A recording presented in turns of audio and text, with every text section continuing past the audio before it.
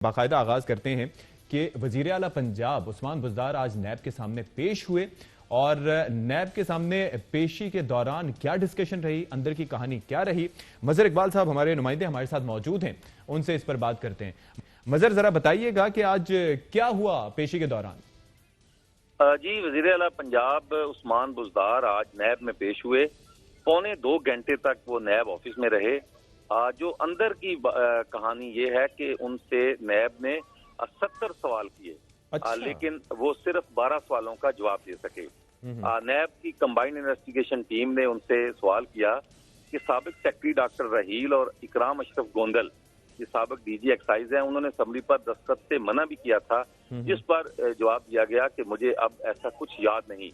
नैब ने सवाल किया कि एक रिश्तेदार डीपीओ अमीर तैमूर ने लाइसेंस के इजरा में डील करवाई, जिस पर जवाबन कहा गया मुझे इसका इल्म नहीं।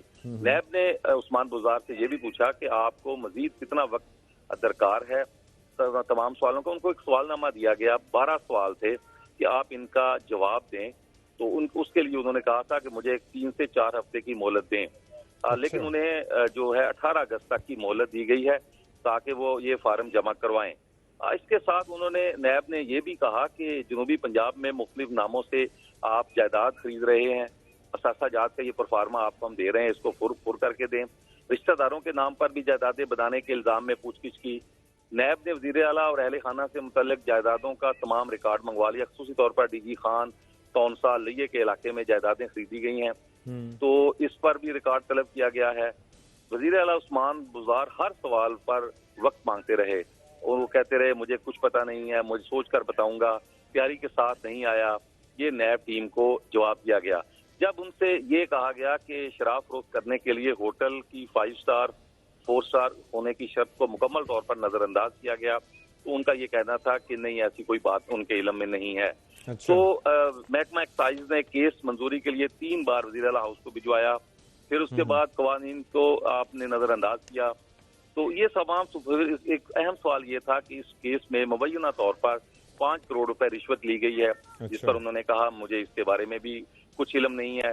तो तमाम मतलब 70 सवाल किए गए और सिर्फ 12 के जवाब दिए। 2.25 घंटे तक अब वो नैब ऑफिस में रहे हैं। नैब की कंबाइंड इन्वेस्टिगेशन टीम उनसे तहकीकात करती रही है। एक तो ये बताइएगा मजहर कि जो जवाबात दिए गए तो उसके अंदर ऑब्वियसली ये चीजें भी सामने आती हैं कि तसल्ली बख्श थे या नहीं थे।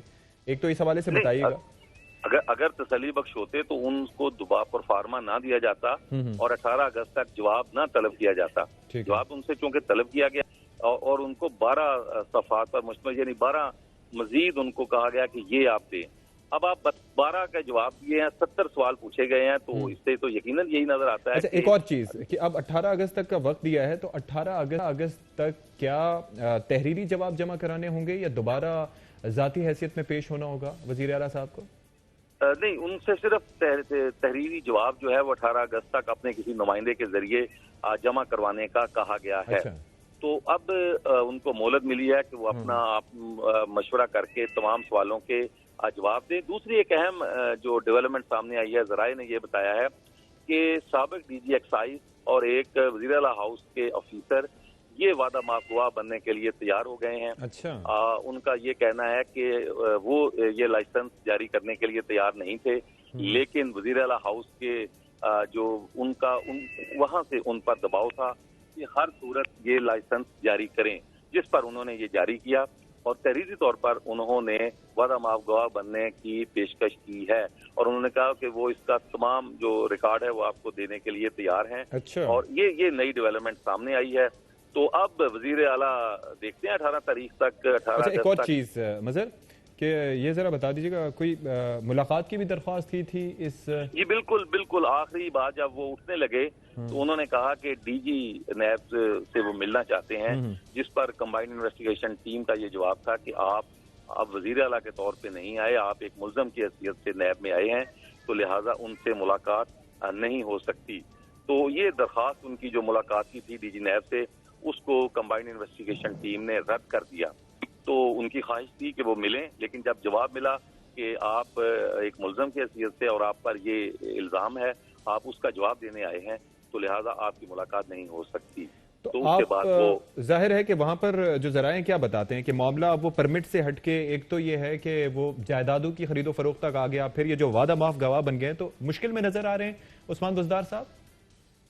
यकीनन उनकी मुश्किलात में इजाफा हुआ है।